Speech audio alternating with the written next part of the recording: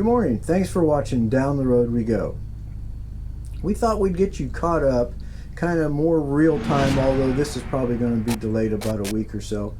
But we left Florida around the 1st of March. Now the reason that we left, we thought we'd get home and get to work on the truck camper and then get ready to head off for Alaska. Well, that didn't work because of, you know what it is, the V, and the national health crisis. So when we got home, since we had to cancel the trip to Alaska, we decided to just do some projects around home base that were needed. We thought we'd upgrade a little bit in the shop and outside the shop. And I guess it was around the middle of April, some good RV friends of ours, Bernie and Mike of Chasing Our Dreams, gave us a call and said, boy, they were a little worried. They were in Orlando, 1,000 Trails, and they had to leave by the 30th of April. Didn't really know where they were going to go, although they were going to try to go home up in Indiana someplace for a week or so.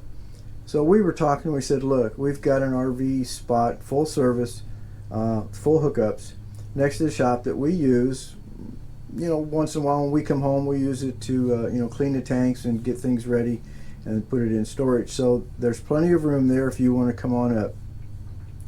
Well, they said that sounded like a good idea, and they were wondering if maybe John Hebert and Laura of Hebert's Travels could come along, because they had met them and became pretty good friends. And we said, well, we know we can fit one. Come on, bring another one, and we'll see what happens. So we invited both of them to come up and stay with us during the quarantine. Now, they had been under quarantine at 1,000 Trails for 2 or 3 weeks, so we knew they weren't going to have any problems with it if all they do is stop for gas and come on in. Well, about a week later, we got a call from Hebert's, and they were wondering if another friend of ours that had no place, or friend of theirs that had no place to go, could also come. And that was Travis and Traci with Going with the Flow RV Adventures. So we said, what the heck, 2's a crowd, 3's company, bring them all in. And so this is the story of how Camp Sinclair started and how we all came together and had a good time, good food, good friendship, and just hanging out around the RVs for, I guess it was 2 or 3 weeks. So come along for the ride as we all join up and have a good time at Camp Sinclair. So here we are at Camp Sinclair waiting for the first arrival, which was Travis and Traci of Going with the Flow RV Adventures. They swung right in here and we got them parked and hooked up. They were first at the 50 amp hookups, but they would have to leave before Mike and Bernie got there. Here comes Laura and John of Hebert's Travels. They came in and got parked right next to Traci and Travis. So we were stringing hose and wires everywhere and trying to get everybody hooked up. And it was, here's where they're all parked together. You can see everybody's got solar. Now Mike and Bernie will not have solar, so Travis is going to have to move so that Mike and Bernie can get it to that 50 amp. And he'll be parked in front of them. So as you can see, Travis is already pulled out. Here comes Mike, and he backs her right in there, and then Travis is going to come around and back in front of him and get all settled in. Well, Mike's got to move. Yep, he didn't get it right the first time, so we just kind of backed him up in there again. And here comes Travis. He's getting ready. Yep, here he comes. This is the blow-by-blow of getting 3 people parked in a one-space RV place, whatever you want to call it, our home base. So it took Travis a little bit of winding around and getting it straight in there, but once he got it in, we got everybody hooked up. We had cords and hoses running everywhere, and everybody settled in for a good time and to stay quarantined and away from everybody else at Camp Sinclair.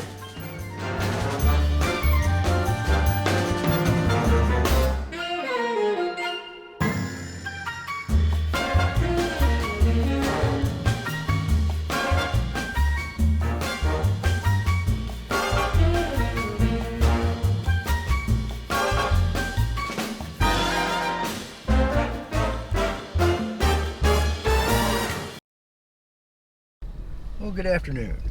We're going to take a side trip today, and we have some people following us. They're not ready yet. They're not ready yet, I guess. We're going to go down to Reelfoot Lake. Yeah, Reelfoot Lake. That's in our area, northwest Tennessee. See what's going on down there and show everybody around. We have a few campers with us, so down the road we go.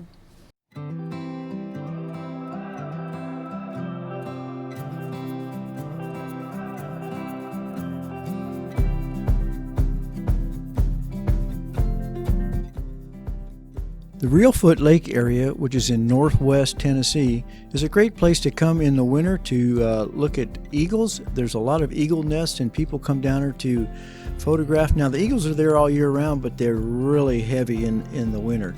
And then summer, of course, there's camping and fishing and more bird watching, and it's a great place to visit. Again, it's in northwest Tennessee.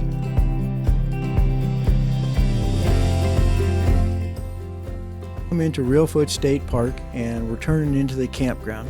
So what we're going to do is just do a quick drive through and kind of show you what it's like. It's right on the lake, and it does get wet down there sometimes. We want to tell you that. If there's been a lot of rain, a little bit of flooding, it might be a little wet, but a lot of people love to go there. So just check it out.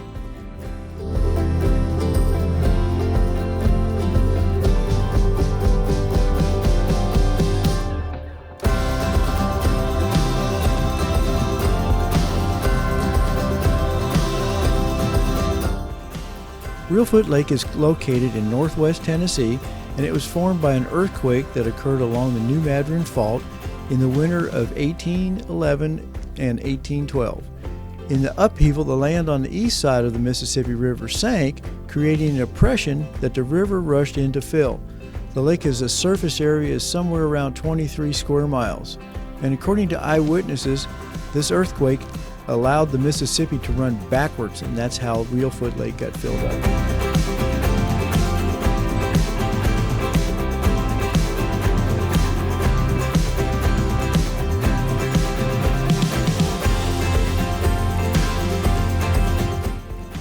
When dinner was ready at Camp Sinclair, the word was passed to come to the chow hall, or commonly known as our dining room. And every night, we shared meals, stories, laughter, and ate Mike's famous keto fluff.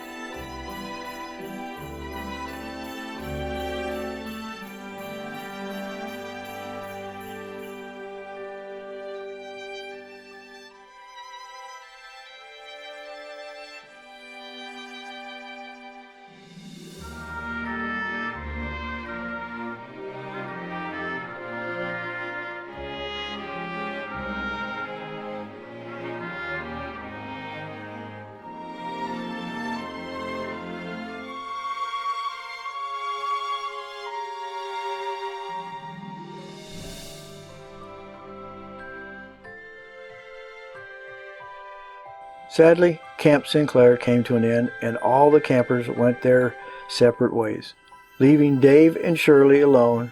But there will be a reunion, so stick around.